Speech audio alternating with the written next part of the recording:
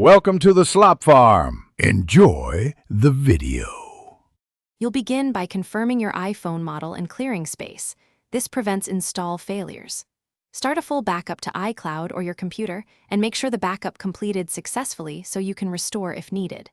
Connect to a reliable Wi-Fi network and plug into power. The updater won't proceed on low battery.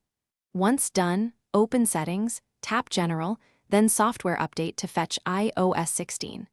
This gets the process moving while preserving your data. You'll download the iOS 16 package. It may take time on slower connections because the file is large.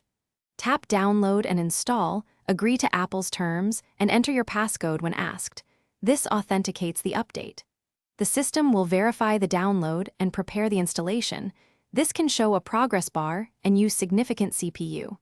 Make sure you don't force restart or disconnect power. When the device restarts, it will complete file migration. And finally, you'll finish by walking through the post-install setup screens. Sign into your Apple ID and review new privacy prompts so apps regain proper permissions. Once you reach the home screen, update apps from the App Store and check settings like notifications and battery to confirm everything migrated. If the update fails or device is stuck, try reconnecting to power and Wi-Fi and rerun the update.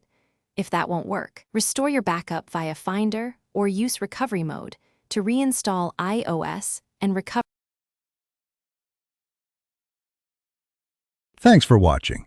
Consider subscribing if we helped you today.